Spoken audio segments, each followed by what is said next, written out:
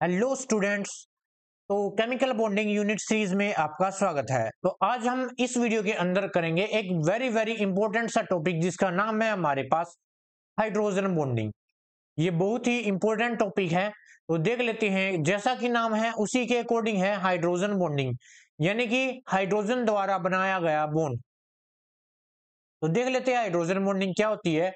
The hydrogen bond can be defined as the attractive force which bind hydrogen atom of one molecule with the electronegative atom fluorine oxygen nitrogen to the another molecules. ठीक है, मान लिया मेरे पास hydrogen bonding किसे कहते हैं। सबसे पहले तो मैं ये समझा देता हूं हाइड्रोजन बॉन्डिंग के अंदर क्या होता है। इसके अंदर हमारे पास एक H एटम होता है और इसके साथ एक दूसरा हमारे पास एक मोस्ट इलेक्ट्रोनेगेटिव एलिमेंट होता है। मोस्टली आपको कौन कौन से देखने को मिलेंगे, फ्लोरीन ऑक्सीजन और नाइट्रोजन देखने को मिलेंगे, क्योंकि ये मोस्ट इलेक्ट्रोनेगेटिव माने गए हैं। तो मान लिया हमारे पास एक मॉलिक्यूल है, मान लिया HF मॉलिक्यूल है, जैसे HF। ठीक है, ये मेरे पास पूरा एक मॉलिक्यूल है और इसके पास में एक दूसरा मॉलिक्यूल है मेरे पास HF का। ठीक है, और एक मेरे पास तीसरा मॉलिक्यूल है HF का। और यहां पर अब क्या होगा, हमें पता है फ्लोरीन है वो मोर इलेक्ट्रोनेगेटिव एटम है, तो यहाँ पर स्लाइटली नेगेटिव चार्ज आएगा, यहाँ पर स्लाइटली पॉजिटिव जाएगा। ठीक है, जब हमने किसके अंदर देखा था, पिछली वीडियो के अंदर देखा था, बॉन्ड की पोलैरिटी के बारे में देख रहे थे, तो हमने ऐसा ही पढ़ा था, इसके ऊपर स्लाइटली नेगेटिव चार्ज, इसके ऊपर स्लाइटली पॉजिटिव चार्ज। वैसे ही इसके ऊपर स्लाइटली नेगेटिव, इसके ऊपर स्लाइटली पॉजिटिव। तो एक कंडीशन क्रिएट होगी इस हाइड्रोजन और मोस्ट इलेक्ट्रोनेगेटिव एटम के बीच में, एक फोर्स ऑफ अट्रैक्शन क्रिएट होगा जब ये पास पास में आएंगे। और उसी को हम क्या बोलते हैं, इसी को हम क्या बोलते हैं, हाइड्रोजन बॉन्डिंग बोलते हैं। क्या बोलते हैं भाई, हाइड्रोजन बॉन्डिंग इसी को बोलते हैं। ठीक है, समझ में आया। अब ये होता क्यों है, cause of formation of hydrogen bonding, इसका यही रीजन है भाई। क्या रीजन है कि हमारे पास एक मोस्ट इलेक्ट्रोनेगेटिव एटम होता है, जैसे मान लिया HF है, ये है। अब हमें पता है जब भी कोई बॉन्ड बनाता है तो शेयर्ड पेयर ऑफ इलेक्ट्रॉन उस बॉन्ड के बीच में रहते हैं। ठीक है, तो यहां पर क्या होता है, फ्लोरीन ज्यादा मोर इलेक्ट्रोनेगेटिव है, तो यहां पर स्लाइटली नेगेटिव चार्ज आएगा। क्यों?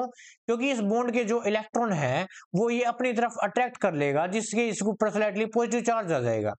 वैसे ही एक और मॉलिक्यूल आएगा हमारे पास और दूसरा, उसके अंदर भी ऐसी कंडीशन क्रिएट होगी, यानी कि एक पोलर पोल्स क्रिएट हो जाएंगे, एक पोलर मॉलिक्यूल्स बन जाएगा और नेगेटिव पॉजिटिव को अट्रैक्ट करेगा और यहाँ पर एक फोर्स ऑफ अट्रैक्शन क्रिएट हो जाएगा, जिसको हम क्या नाम देंगे, हाइड्रोजन बॉन्डिंग का नाम देंगे।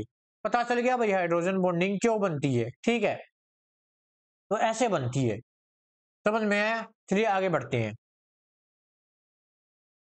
उसके बाद कंडीशन क्या है भाई, हाइड्रोजन बॉन्डिंग होने के लिए क्या क्या कंडीशन होनी चाहिए। सबसे पहले कंडीशन है, एक हमारे पास हाइड्रोजन एटम होना चाहिए और दूसरा जो हाइड्रोजन एटम है उसके साथ एक मोस्ट इलेक्ट्रोनेगेटिव यानी हाईली इलेक्ट्रोनेगेटिव एटम होना चाहिए। यहां पर हम क्या लेके चल रहे थे, फ्लोरीन ऑक्सीजन और नाइट्रोजन, मोस्टली आपको यही देखने को मिलेंगे। ठीक है, हाइड्रोजन के साथ दूसरा हमारे पास जो साइज है इलेक्ट्रोनेगेटिव एटम का वो स्मॉल होना चाहिए, क्योंकि तभी तो ज्यादा फोर्स ऑफ अट्रैक्शन से खींचेगा, तभी तो उसकी इलेक्ट्रोनेगेटिविटी ज्यादा होगी, तभी तो उस बॉन्ड के अंदर पोलैरिटी होगी। फॉर एग्जांपल अगर मैं ये बात HF की बात करूं और एक तरफ मैं लेके चलूं HBr या फिर HI, तो इनके अंदर से बॉन्ड की जो पोलैरिटी है किसके अंदर ज्यादा होगी, HF के अंदर होगी। क्यों? क्योंकि जो फ्लोरीन है वो ज्यादा इलेक्ट्रोनेगेटिव है, क्योंकि इसका साइज छोटा है और जो आयोडीन है उसका साइज है बड़ा। ठीक है, इसलिए इसमें हाइड्रोजन बॉन्डिंग ज्यादा होगी। आया समझ में। अब आगे देख लेते हैं हमारे पास types of hydrogen bonding. Hydrogen bonding हमारे पास कितने टाइप्स की होती हैं। बेसिकली हमारे पास हाइड्रोजन बॉन्डिंग दो टाइप्स की होती है। पहली होती है हमारे पास इंटरमोलिकुलर हाइड्रोजन बॉन्डिंग और दूसरी होती है हमारे पास इंट्रामोलिकुलर हाइड्रोजन बॉन्डिंग।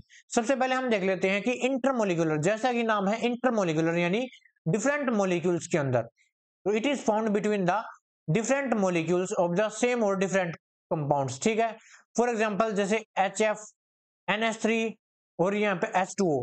जैसे मैंने HF का एग्जांपल दिया था, मान लिया HF है, ये एक HF का दूसरा मॉलिक्यूल है, ये एक HF का तीसरा मॉलिक्यूल है। यहाँ पर स्लाइटली नेगेटिव, यहाँ पर स्लाइटली पॉजिटिव चार्ज आएगा, यहाँ पर स्लाइटली नेगेटिव चार्ज आएगा, यहाँ पर स्लाइटली पॉजिटिव चार्ज आएगा। वैसे ही नेगेटिव यहाँ पे पॉजिटिव।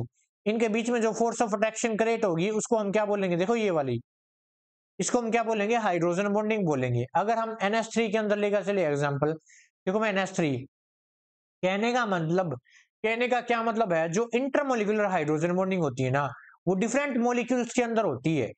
फॉर एग्जांपल मेरे पास एक NH3 का मॉलिक्यूल है ये,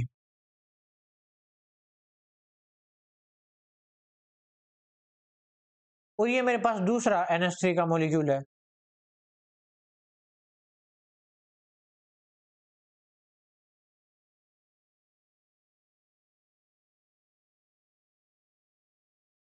ये मेरे पास तीसरा मॉलिक्यूल है। देखो नाइट्रोजन ऑक्सीजन के बीच में एक फोर्स ऑफ अट्रैक्शन क्रिएट होगा, जिसको हम क्या बोलते हैं, हाइड्रोजन बॉन्डिंग बोलते हैं। वैसे ही H2O के अंदर है, H2O के अंदर देखो, H2O को ऐसे बना सकते हैं, बिल्कुल बना सकते हैं। वैसे ही यहाँ पर भी बनाओ, ये H2O का दूसरा मॉलिक्यूल, ये H2O का तीसरा मॉलिक्यूल। ऑक्सीजन और हाइड्रोजन के बीच में एक फोर्स ऑफ अट्रैक्शन क्रिएट होगा, जिसको हम क्या बोलते हैं, देखो ये वाला, इसको हम क्या बोलते हैं, हाइड्रोजन बॉन्डिंग। तो ऐसे बॉन्डिंग बनती है, ठीक है। इसको क्या बोलते हैं, जो डिफरेंट मॉलिक्यूल्स के अंदर बने उसको क्या बोलते हैं, बताओ, इंटरमोलिकुलर हाइड्रोजन बॉन्डिंग। उसके बाद हमारे पास एक और आ जाता है इंट्रामोलिकुलर, यानी सेम मॉलिक्यूल्स के अंदर। It is formed when hydrogen atom in between the two highly electronegative atom. या तो क्या हो, जो हमारा हाइड्रोजन एटम है किस किस के बीच में हो, दो इलेक्ट्रोनेगेटिव एटम्स के बीच में हो, और ये एक सेम मॉलिक्यूल्स के अंदर बनता है। इसका बेस्ट एग्जांपल है ऑर्थोनिट्रोफिनोल। यानी मेरे पास एक फिनोल है, फिनोल किसको बोलते हैं, बेंजीन रिंग के ऊपर क्या लगा देते हैं हम, बेंजीन रिंग के ऊपर हम OH ग्रुप लगाते हैं, इसको फिनोल बोलते हैं। और इसकी ऑर्थो पोजीशन पर हम क्या लगा देते हैं, नाइट्रो ग्रुप लगा देते हैं, इसको इसको हम ऑर्थोनिट्रोफिनोल बोलते हैं। अब इसके अंदर, इसको अगर हम खोल के लिखें तो कैसे लिखा जाएगा, बताओ, देखो ध्यान से।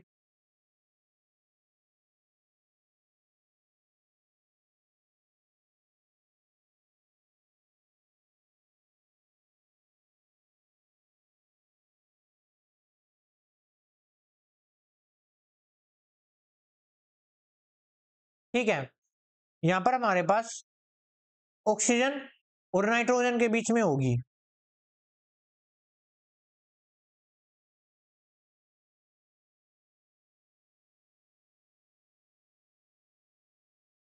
देखो इसके बीच में होगी ये,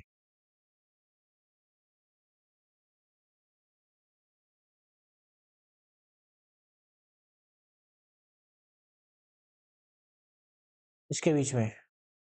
यानी हमारे पास एक ही मॉलिक्यूल्स के अंदर हाइड्रोजन बॉन्डिंग है, तो इसको हम क्या बोलेंगे, क्या बोलेंगे, इंट्रामोलिकुलर हाइड्रोजन बॉन्डिंग। ठीक है, आया समझ में। आगे देख लेते हैं effect of hydrogen bonding. Hydrogen bonding के क्या इफेक्ट पड़ेंगे, मतलब हमें वो मॉलिक्यूल्स कैसे दिखेंगे जिसके अंदर हाइड्रोजन बॉन्डिंग प्रेजेंट होंगी। सबसे पहले है फिजिकल स्टेट।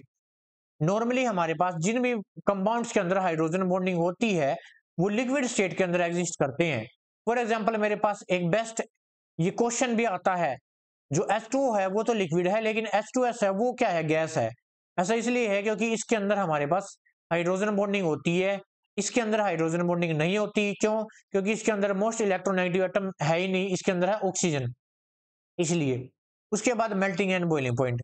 जिन भी कंपाउंड्स, जिन भी मॉलिक्यूल्स के अंदर हाइड्रोजन बॉन्डिंग प्रेजेंट होती है, बेसिकली उनका जो मेल्टिंग पॉइंट और बॉइलिंग पॉइंट है वो हाई ही होता है। ठीक है, सोल्यूबिलिटी क्या होती है, अब देखो हाइड्रोजन बॉन्डिंग, अब हमें बताया वाटर के अंदर हाइड्रोजन बॉन्डिंग होती है, तो जिन भी कंपाउंड्स के अंदर, जो भी मॉलिक्यूल्स वाटर के साथ हाइड्रोजन बॉन्डिंग बना लेगा वो वाटर के अंदर सोल्यूबल होगा। तो वैसे ही तो सोल्यूबिलिटी के अंदर क्या होगा, जिन भी कंपाउंड्स मॉलिक्यूल के अंदर हाइड्रोजन बॉन्डिंग होगी वो वाटर के अंदर सोल्यूबल होगा। तो ये हमारे पास एक छोटा सा टॉपिक था जिसका नाम था हमारे पास हाइड्रोजन बॉन्डिंग। ठीक है, तो आज के लिए इस वीडियो के अंदर इतना ही। नेक्स्ट टॉपिक नेक्स्ट वीडियो के अंदर करेंगे, तब तक के लिए थैंक यू।